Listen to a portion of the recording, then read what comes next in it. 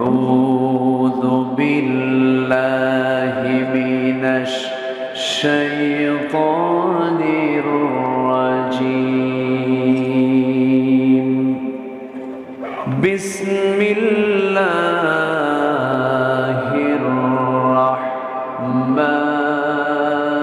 الرحمن الرحيم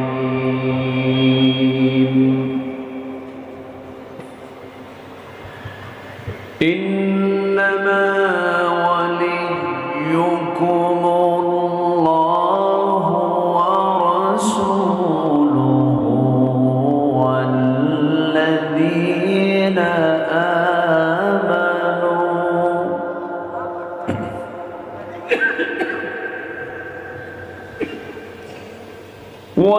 والذين آمنوا الذين يقيمون الصلاة ويؤتون الزكاة وهم راكعون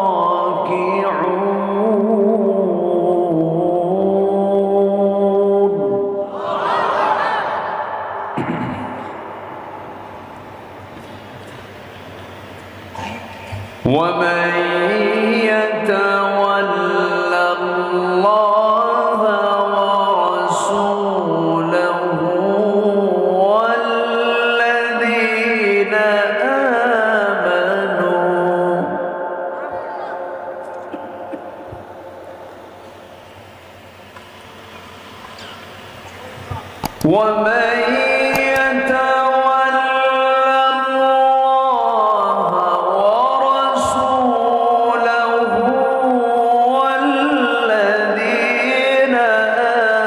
آمنوا فإن حزب الله هم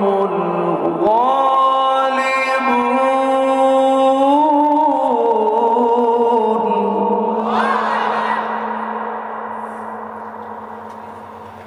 فإن حزب الله هم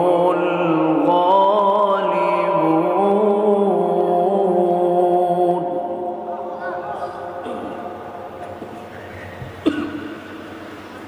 الله أكبر بسم الله الرحمن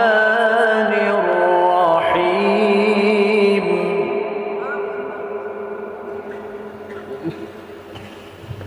إن الله وملائكته يصلون على النبي يا أيها الذين آمنوا صلوا عليه وسلموا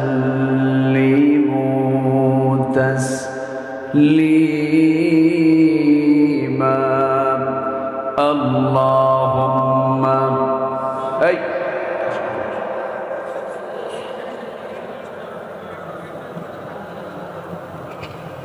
وعلى آل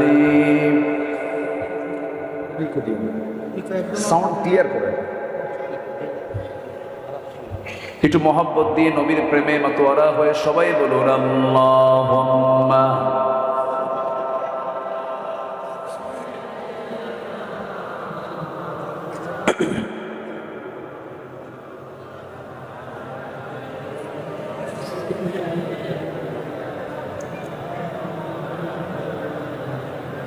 তায়েফের কথা ভেবে কাঁদে শুধু দোনয়ন এমন দরদি পেতে কাঁদে মন অনুক্ষণ কাঁদে মন অনুক্ষণ ওহদে দাঁত হারা আহমদ যখন লৌহ মাখা কিয়ামতে উঠবে তখন জিহাদ না করে কিভাবে দেখাবে তুমি চাঁদ চেহারা রূপে ওয়াতুল আল্লাহুম্মা।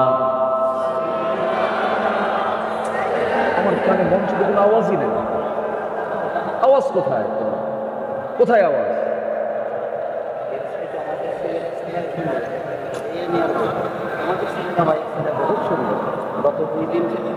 সবাই বলুন বালাগাল উলা।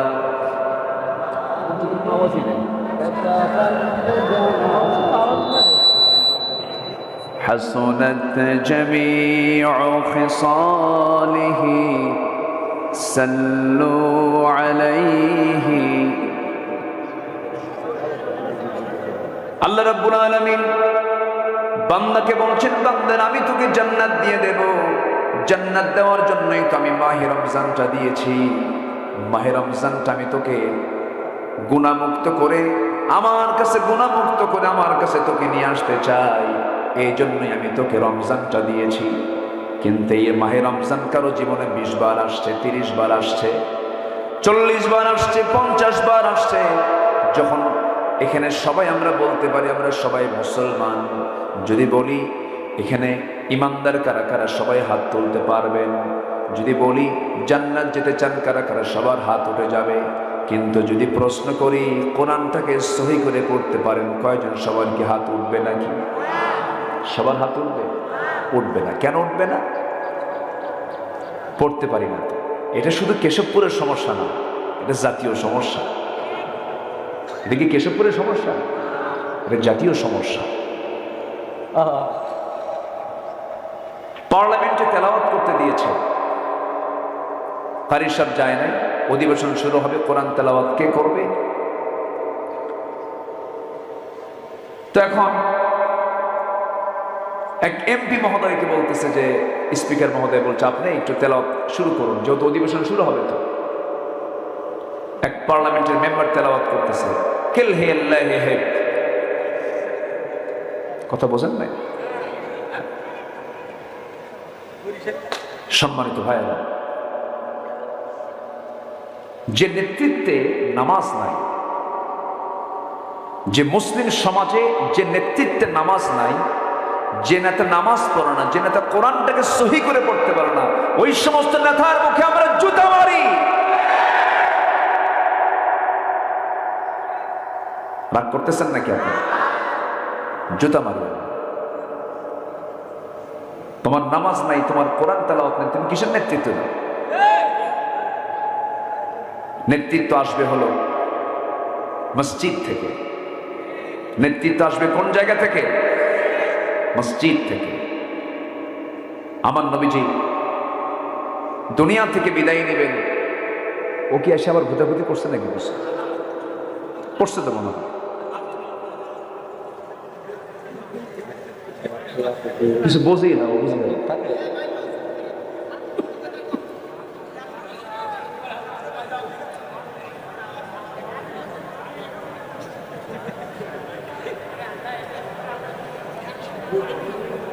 ও বোঝে না, বুঝলেন? ও আমার মনে হয় কোনো কমন সেন্সও নাই। এই যে এখানে আওয়াজটা একটু আমার কানে একটু দিয়ে নেয়, দুটা আওয়াজ যেন কমান দেয়, এই দুটা আওয়াজটা কমায় না, শ্রোতার আওয়াজে একটু দিয়ে নেবে। না না না, আমার দুটো কান রাখতে হবে তো। সম্মানিত ভাইয়েরা, সম্মানিত হাজিরিন, এই দিক দিয়ে না, ওই দিকই দেন। হ্যাঁ, একটু আওয়াজটা বাড়ায় দিলে হবে। জি, তাহলে আমার দিকে তো তাকান। আজকে তো মাইক ঠিক করতে করতে কামসা। জি, আমার এই মাহফিল এই বছর একটা স্মৃতি হয়ে থাকবে।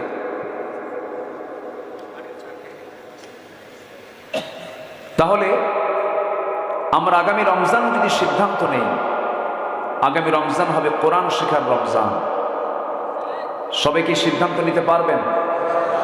আগামী রমজান কি শেখার রমজান হবে? কোরআন শিখবেন কারা কারা? একটু হাত তুলে দেখেন তো দেখি।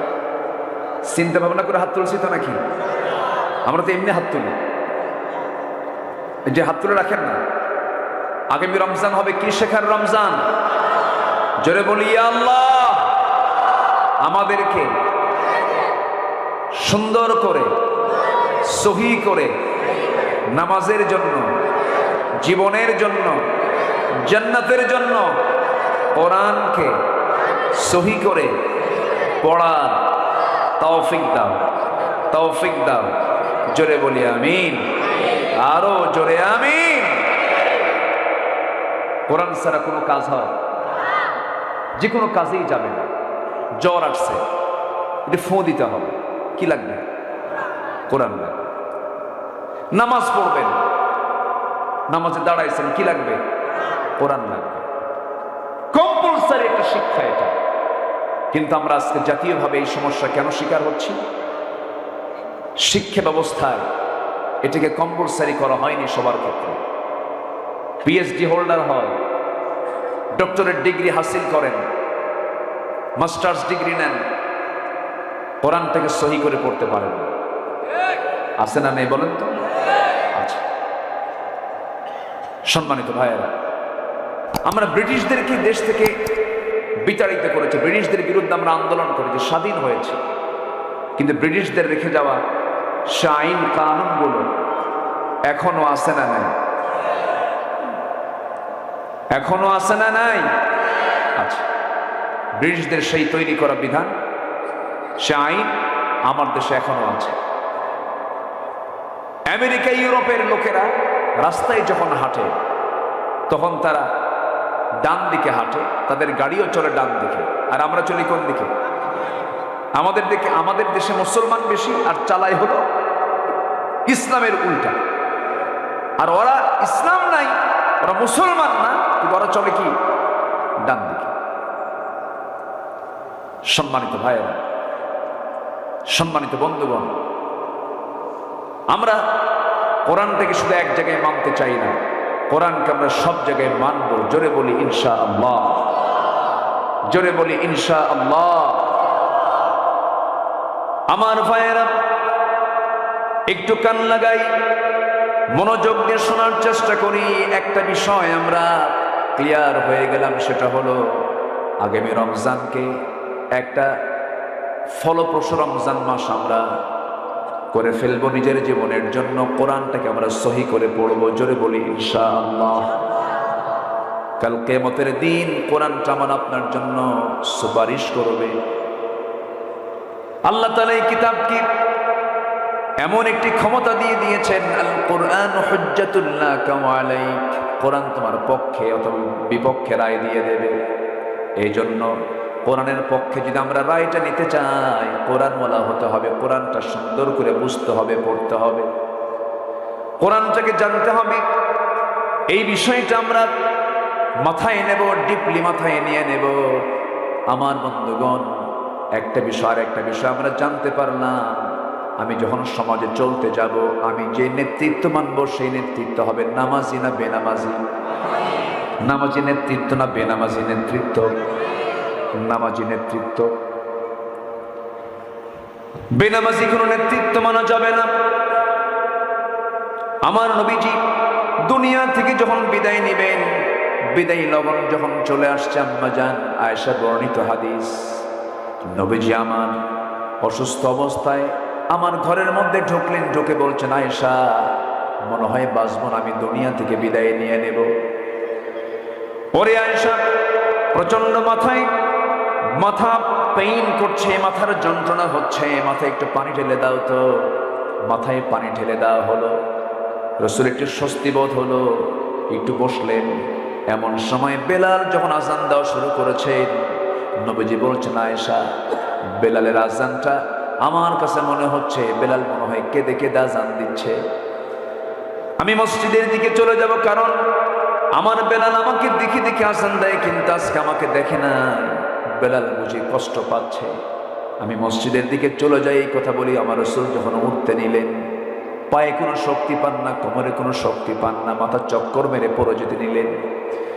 আম্মা জান আয়েশা রাসূলকে আস্তে করে জড়িয়ে ধরে বলছেন, হুজুর ইয়া রাসূলুল্লাহ, আপনি বুঝি আর দাঁড়াতে পারবেন না?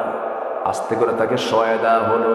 রাসূল বলছেন, আয়েশা রে, বুঝতে পেরেছি আমার বুঝি জামাতে নামাজ আর হবে না, আমি মনে হয় জামাতে নামাজ আর পড়তে পারবো না।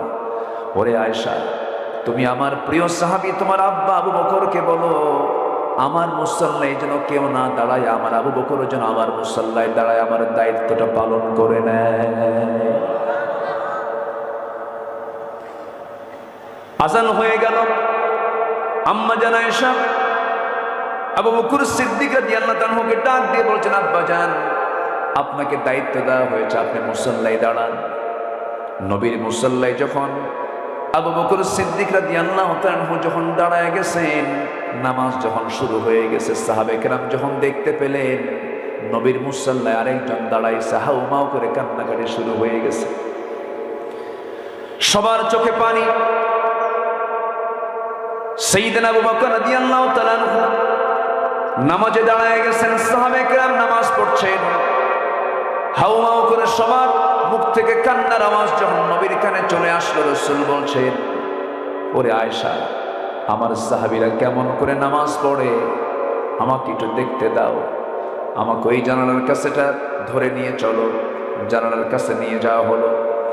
আমার নবীজি জানালার সেই ফাঁকা দিয়া সাহাবে কেরামদের নামাজের দৃশ্যগুলো অবলোকন করছিলেন, আর চোখের কোনা বেয়ে বেয়ে টপ টপ করে পানি পড়ছিল। আম্মা জান আয়েশা আমার নবীর মুখে চোখের সেই পানিগুলো হাত দিয়ে মুছে মুছে দেন, আর বলছেন, ইয়া রাসূলুল্লাহ, আপনি কাঁদেন কেন?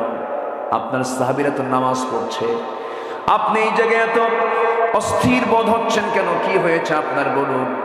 আপনার সাহাবীরা তো আল্লাহর হক তারা আদায় করছে, নামাজটা পড়ছে। আমার নবীজি বলছেন, আয়েশা রে, আমার চোখের পানি দেখে তুমি কি মনে করছো জানি না, মানুষের কান্না দুই ভাবে হয়, একটা হলো চরম আনন্দে, আরেকটা হলো চরম দুঃখে। আমার এটা চরম দুঃখের কান্না নয়, এটা আমার চরম আনন্দের কান্না। ওরে আয়েশা, আজকে আমার সাহাবীরা কাতারে কাতারে সুন্দর করে জামাতের সঙ্গে নামাজ পড়তে পারছে।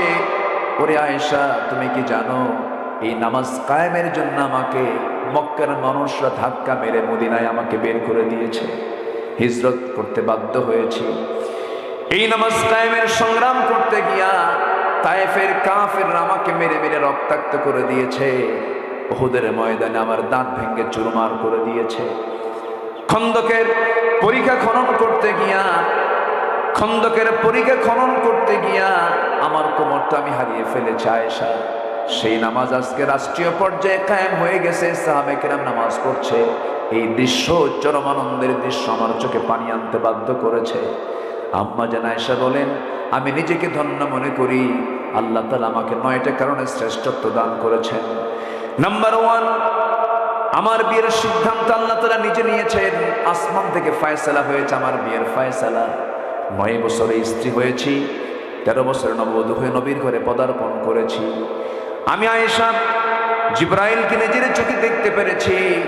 আমি একই বিছানায় নবীর সঙ্গে ঘুমাতাম, যখন একই চাদরের নিচে, একই কাঁথার নিচে, এই সময় ওহী নাজিল করতে, ওহী নাজিল হতো, আমি এটা টের পেতাম। আমি আয়েশা নিজেকে ধন্য মনে করি। রাসূল যখন দুনিয়া থেকে বিদায় নেবেন, নবী আমার ঘরটাকে পছন্দ করেছেন। আমি নিজেকে ধন্য মনে করি। রাসূল যখন বলছেন, আয়েশা রে, মুখটা কেমন যেন দুর্গন্ধ মনে হচ্ছে, দেখো তো আমার জন্য একটা মেসওয়াক এনে দেওয়া যায় নাকি? মেসওয়াক আনবো কেমনে? নবী আমার উরুতে শুয়ে আছেন, অন্য কোনো বালিশে তিনি মাথা রাখতে পারছেন না, মাথা রাখছেন না। এমন সময় আমি আমার ভাইকে বললাম একটা মেসওয়াক এনে দেওয়ার জন্য। মেসওয়াকটা এনে দিল। সেই মেসওয়াকটা শক্ত দেখে আমি আয়েশা আমার শক্ত দাঁতে চাবায় চাবায় নরম করে দিলাম। নবীর হাতে মেসওয়াক যখন তুলে দিলাম, নবীজি মৃত্যুর পূর্বে আমার নবীজি একটা মুচকি হাসি মেরে মেসওয়াকটা নিয়া মেসওয়াকের আগায় লেগে থাকা থুতু চুষে চুষে পান করে বলছেন, আয়েশা, মৃত্যুর পূর্বে আমি তোমাকে সন্তুষ্ট করার চেষ্টা করলাম। আমি আয়েশা নিজেকে ধন্য মনে করি। রাসূল তার জীবনের শেষ খাবার খেয়েছেন। আমি আয়েশা, আমার মুখের থুতু, আমার মুখের লালা। এবার নবীজি মেসওয়াক সম্পন্ন করে বলছেন, আয়েশা, আমি তার মনে হয় বাঁচব না, আমি দুনিয়া থেকে বিদায় নিয়ে নেব। ওরে আয়েশা, আমি দুনিয়া থেকে বিদায় নিচ্ছি, আমার কলিজার টুকরা ফাতিমা কোথায়? ফাতিমাকে দেখো তো, ডেকে আনা যায় নাকি? ইতিমধ্যে দরজা দিয়ে নবীর সামনে দাঁড়ায় গেছেন। বুখারীর বর্ণনা, সহিহ হাদিসের বর্ণনা। আমার নবীজির পাশে আম্মা জান আয়েশা সিদ্দিকা বলেন, ফাতিমা রাদিয়াল্লাহু তাআলা কাছাকাছি বসলেন, কানের মধ্যে মুখ ঢুকিয়ে বলছেন, ফাতিমা, আর কান্না করো না, কেত কাঁদো কেন? সারা জীবন দুনিয়ার জিন্দেগিতে তুমি আমার যেমন কাছে ছিলা, আমি মরে যাব, আমার মৃত্যুর পরও তোমার মৃত্যু হয়ে যাবে, কবরের মাটিতেও আলেম বারযাখের জিন্দেগিতেও তুমি আমার কাছাকাছি থেকে যাবে। ফাতিমার কান্না থেমে গেল। মৃত্যুর কথা শুনলে মানুষ ভয় পায়, কিন্তু ফাতিমা মৃত্যুর কথা শোনার পর তিনি আরো আনন্দ প্রকাশ করলেন। আহারে, আব্বাও যাবে, আমিও চলে যাব, কত আনন্দ হবে। আমার নবী ফাতিমাকে সান্ত্বনা দিয়ে বিদায় দিয়ে দিলেন। এবার বলছেন, আয়েশা রে, আমি তো মনে হয় দুনিয়া থেকে বিদায় নিয়ে নেব, আয়েশা বাঁচবো না, আমার মৃত্যু যে কোনো সময় হয়ে যাবে, মালাকুল মউত চলে আসবে। আমার আয়েশা, আমি তোমাকে লাস্ট একটা মেসেজ দিয়ে যাচ্ছি, তুমি আমার উম্মতের জন্য বলে দিবা, আমার উম্মতরা যেন কখনো নামাজ না ছেড়ে দেয়, যেখানে যাবে নামাজটা যেন ঠিক মতো পড়ে। আসসালাত আসসালাত আইমা মালাকাত আইমানুকুম, নামাজ নামাজ, আমার উম্মতরা যেন 5 ওয়াক্ত নামাজ না ছেড়ে দেয়। অতএব আমার বন্ধুগণ, নামাজ আছে যেখানে সম্পর্ক আছে সেখানে নামাজ নাই, যেখানে সম্পর্ক নাই সেখানে নামাজ আছে, ঈমান আছে, নামাজ নাই। ফাকাদ আকামাহা ফাকাদ আকামাদ-দ্বীন ওয়া মান তারাকাহা ফাকাদ হাদামাদ-দ্বীন। এইজন্য আমার ভাইয়েরা, যে ব্যক্তি নামাজটা আদায় করলো সে দিনকে কায়েম করলো, যে নামাজটা ছেড়ে দিল সে দিনকে ধ্বংস করে ফেললো। কিন্তু দুঃখ লাগে, গোটা পৃথিবীতে দ্বিতীয় বৃহত্তম মুসলিম জনপদ বাংলাদেশ, 18 কোটি মুসলমান যে দেশে বসবাস করে, সেই দেশে নামাজি বেশি না বেনামাজি বেশি? বলেন, এটা কি এই এলাকার সমস্যা না জাতীয় সমস্যা? তাহলে কোরআন পড়তে না পারো জাতীয় সমস্যা, নামাজ না পড়তে পারো কি জাতীয় সমস্যা? জাতীয় সমস্যা যদি হয়, নেতৃত্বের মধ্যে সমস্যা আছে না নাই? আসতে বলবেন না, আছে না নাই? কথা বললেই তো আমাদের দোষ হয়ে যায়। নষ্টা ভ্রষ্টা চরিত্রহীনা নারী, তারা হয় সমাজের সেলিব্রিটি। আগে মেয়ে, আগে পেটে বাচ্চা আসে, এরপরে গায়ে হলুদ, এরপরে বিয়া। কি এই যুবকরা, ঠিক আছে না? এদেরকে কোর্টে হাজির করলে মেহেদি রাঙ্গানো হাত নিয়ে হাসতে হাসতে কোর্টের বারান্দায় যায়। 30 পারা কোরআন যাদের সিনায় থাকে, যারা কোরআনকে লালন করেন, ধারণ করেন, তাদের হাতে পড়ানো হয় হাত কড়া, তাদের পায়ে লাগানো হয় ডান্ডা বেড়ি। সম্মানিত ভাইয়েরা, সম্মানিত বন্ধুগণ, অত্যাচার, জুলুম, নির্যাতন এ আজকের নতুন কোনো বিষয় নয়, ছিল, এখনো আছে। কারণ ইমানদারকে তো আল্লাহ তাআলা এমনি এমনি জান্নাত দিবেন না। ইমানদারকে আল্লাহ তাআলা জান্নাত দিবেন পরীক্ষা নেওয়ার পরে। জোরে বলি সুবহানাল্লাহ। নবীরা পরীক্ষা দিয়েছেন, সাহাবে কেরাম পরীক্ষা দিয়েছেন, তাবেঈনরা পরীক্ষা দিয়েছেন, বড় বড় ইমামরা পরীক্ষা দিয়েছেন। পরীক্ষা দিতে হবে। ঈমান এনেছি মানেই হলো পরীক্ষা শুরু হবে, এটা পারে না। আমার 1 নম্বর বন্ধু কে হবেন বলেন? মনে আছে? মনে আছে? আমার 1 নম্বর বন্ধু কে? উনি কোথায়? ডানে, বামে, নিচে না উপরে? কত উপরে? আল্লাহর ইলম সব জায়গায়, আল্লাহর ইলম সব জায়গায়। তিনি জানেন, বোঝেন, দেখেন সব জায়গায়, এটা ঠিক আছে। ওয়ায়ালামু খাইনাতাল আ'য়ুনি ওয়া মা তুখফিস সুদূর।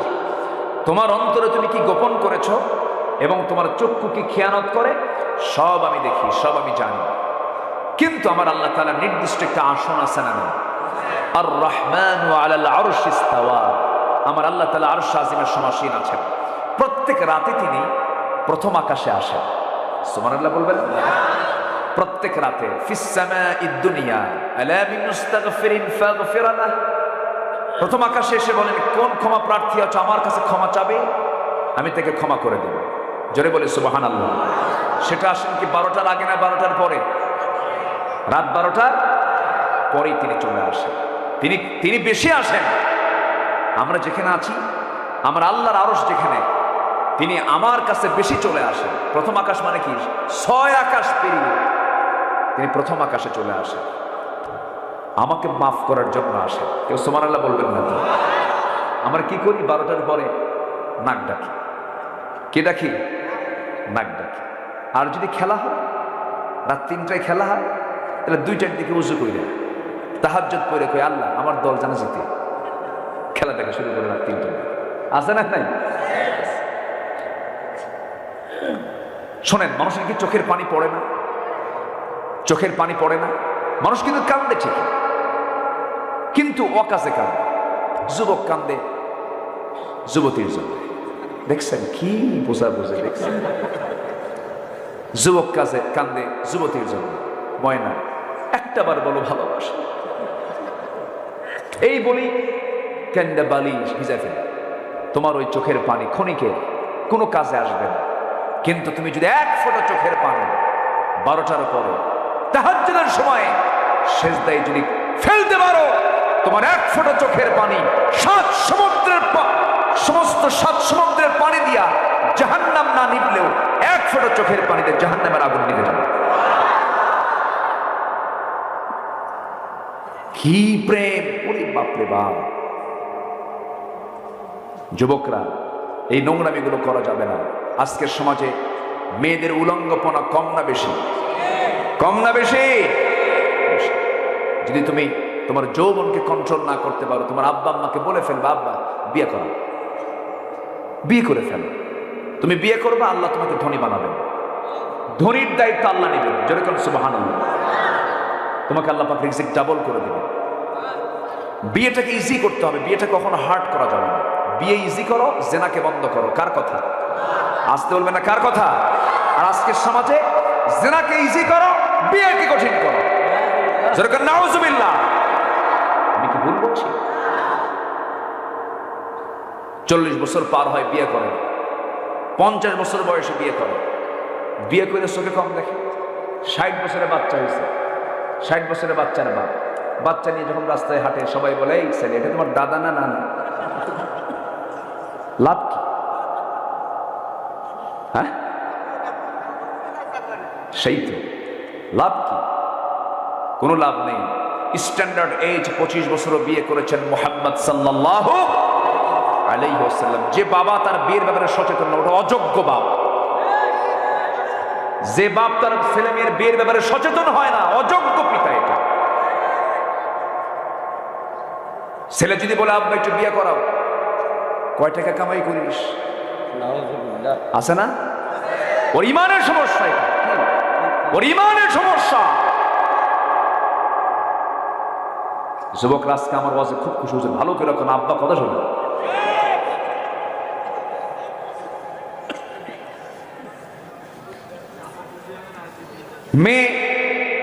মেয়ে বিয়ে দেবে, ছেলে খোঁজে বাপ।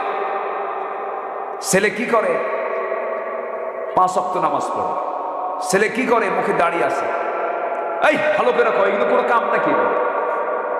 নামাজ পড়ে মুখে দাঁড়িয়ে আছে, এগুলো কোনো যোগ্যতা না। ছেলের কি যোগ্যতা? ইউরোপে তার সিটিজেনশিপ আছে, লন্ডনে তার বিজনেস আছে, এরপরে গুলশানে তার 2টা ফ্ল্যাট আছে, আর মঙ্গল গ্রহে অফিস আছে। কথা বোঝেন না? এই হলো ছেলের যোগ্যতা। একটা বারের জন্য দেখে না, আমি যার হাতে আমার মেয়েকে তুলে দেব, সেই ছেলেটার মুখে দাঁড়িয়ে আছে কিনা, নামাজ পড়ে কিনা, দিনদার কিনা, ইমানদার কিনা। টাকা সকল সুখের মূল নয়। টাকা হলো সর্বনিম্ন রিজিক। সম্পদ, টাকা পয়সা, সর্বোত্তম রিজিক হলো নেক সন্তান, নেক স্ত্রী। পরিপূর্ণ রিজিক হলো আল্লাহর সন্তুষ্টি হাসিল করা। সব টাকা পয়সা, গাড়ি বাড়ি সব পাইছেন, বাড়িতে যায় দেখেন বউটা আরেকদিকে লাইন মারে, লাভ আছে? সুখ আছে? ছেলের রুমে দেখেন বালিশ টান দিলে পিস্তল বের হয়, গাঁজা বের হয়, ইয়াবা বের হয়। এখন বউয়ের কাছে এসে বলে, এই তোমার ছেলে এত বদমাইশ হয়ে গেছে, বালিশ টান দিয়ে দেখি পিস্তল। তোমার ছেলে ঠিক করতে পারো না? বউকে শাসা। তো ছেলেকে কাছে পেয়ে বাপ বলতেছে, এই শিপন, শিপন ভালো হ, মাথার চুল সামনে নিয়ে এসে কথা হয় না। তো ধমক টমক খায়া চুপচাপ আছে। পরে মা রান্না করে এখন ছেলে এসে বলতেছে, মা শোনো, আব্বা কিন্তু খুব বাড়াবাড়ি করতেছে, এই যে পিস্তল আছে না, বেশি কিছু করলে কিন্তু খাইয়া ফেলাম না। এরকম সন্তান আছে না নেই? টাকা দিয়ে কি করবেন আপনি? লাভ কি? কু আনফুসাকুম ওয়া আহলিকুম নারা, নিজে বাঁচো, পরিবারকে জাহান্নাম থেকে বাঁচাও। সন্তানকে বিয়ে দেব কি নামাজের সাথে না বেনামাজের সাথে? আল্লাহ ওয়ালার সাথে। জোরে বলি ইনশাআল্লাহ। এই কথাগুলো কি বলার দরকার ছিল? আমাকে বলা হয়েছে, হুজুর আপনি একটু আখলাক নিয়ে কথা বলুন। আখলাক, স্বভাব চরিত্র, এগুলো কি স্বভাব চরিত্র অংশ না? কথা বলতে হবে।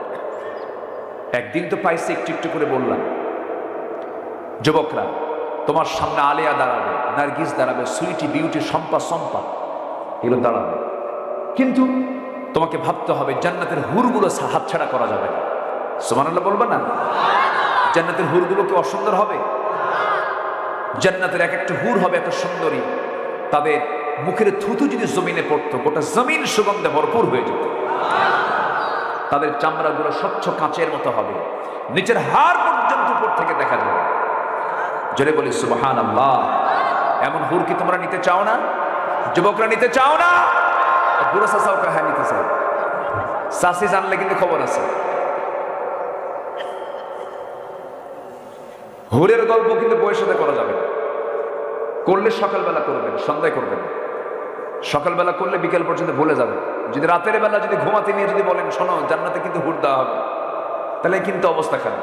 বলবে শোনো লেপটা নিয়ে ওই দিক হয়ে শুয়ে পড়ো, আমার দিকে তাকাবা না। কথা বলছেন না? আল্লাহ তাআলা মেয়েদেরকে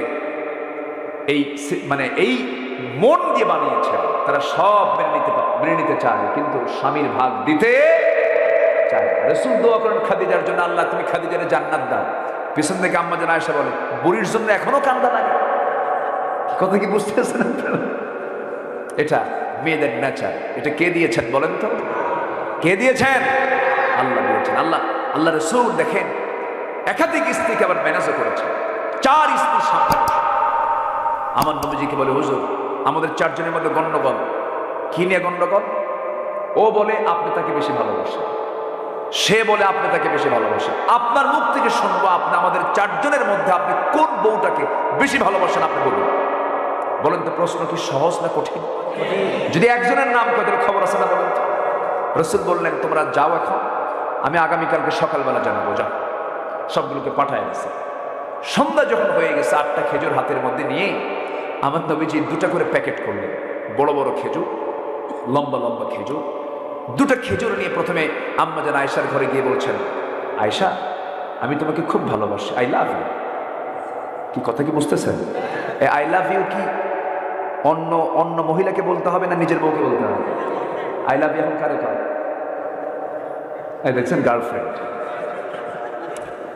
তাহলে আই লাভ ইউ এই কথাটা শোনার হক রাখে একমাত্র পৃথিবীতে কে? স্ত্রী।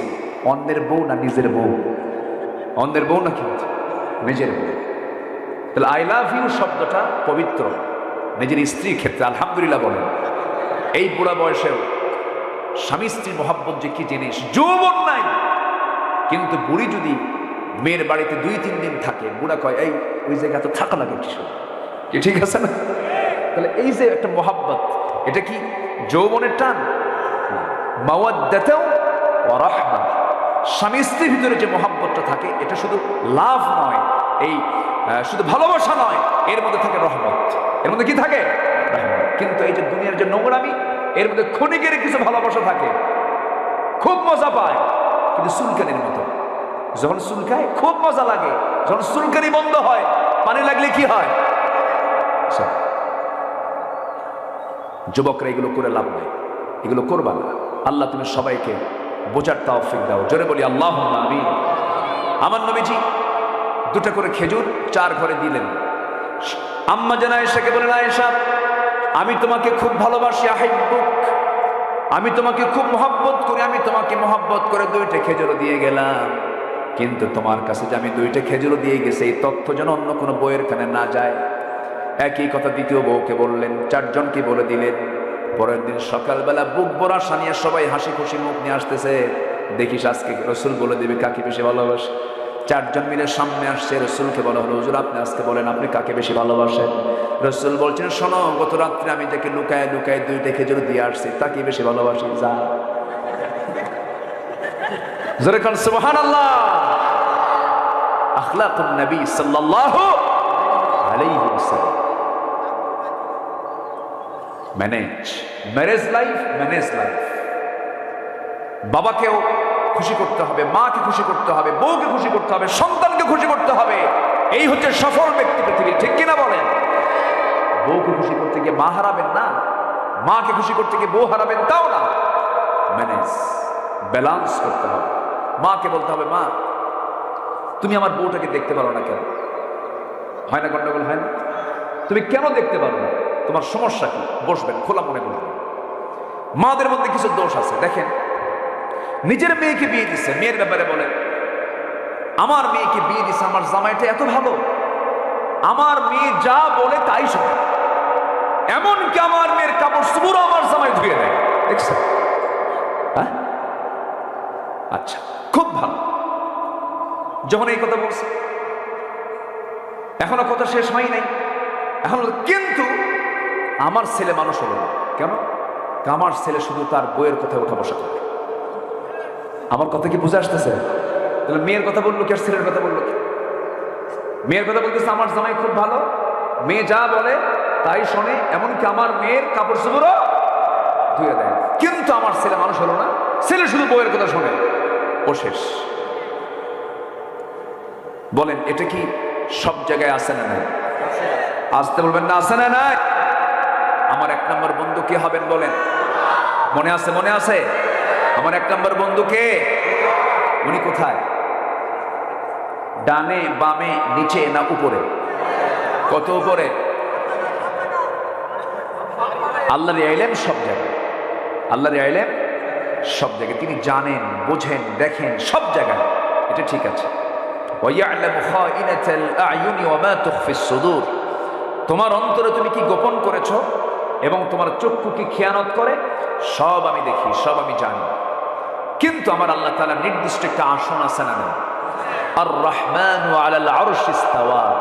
আমার আল্লাহ তাআলা আরশ আজিমের সমাসীন আছেন। প্রত্যেক রাতে তিনি প্রথম আকাশে আসেন।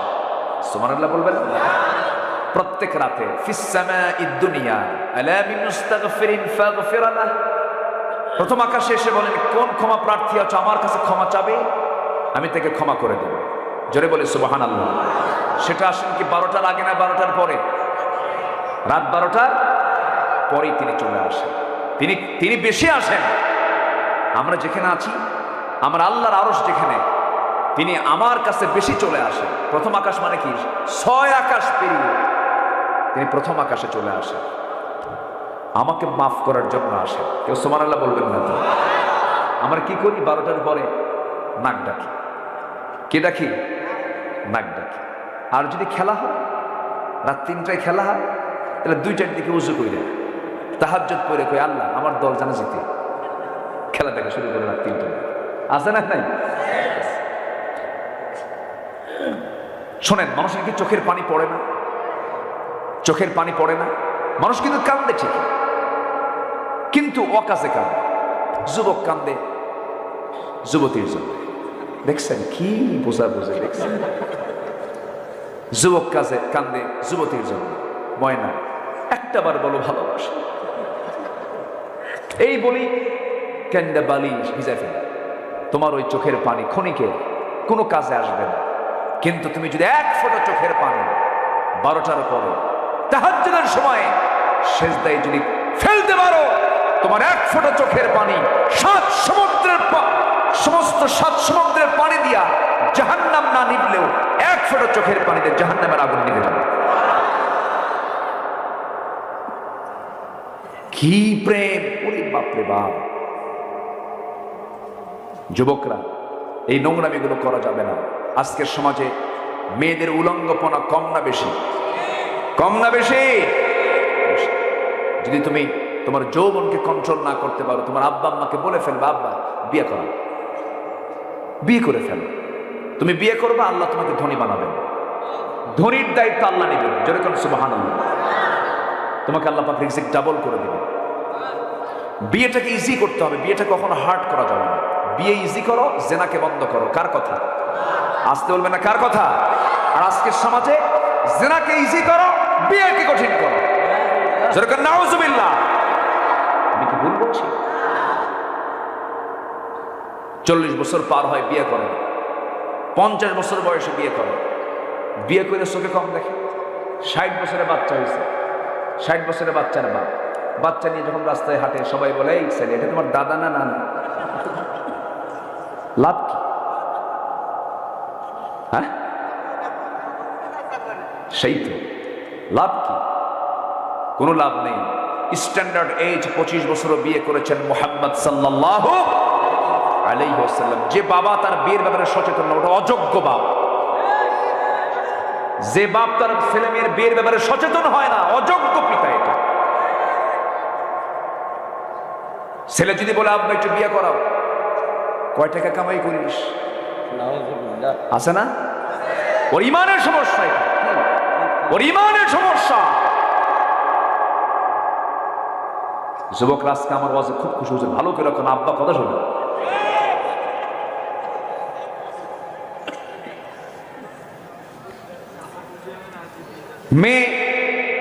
মেয়ে বিয়ে দেবে, ছেলে খোঁজে বাপ। ছেলে কি করে? 5 ওয়াক্ত নামাজ পড়ে। ছেলে কি করে? মুখে দাড়ি আছে। এই ভালো করে কয়, এগুলো কোনো কাম নাকি? নামাজ পড়ে মুখে দাঁড়িয়ে আছে, এগুলো কোনো যোগ্যতা না। ছেলের কি যোগ্যতা? ইউরোপে তার সিটিজেনশিপ আছে, লন্ডনে তার বিজনেস আছে, এরপরে গুলশানে তার 2টা ফ্ল্যাট আছে, আর মঙ্গল গ্রহে অফিস আছে। কথা বোঝেন না?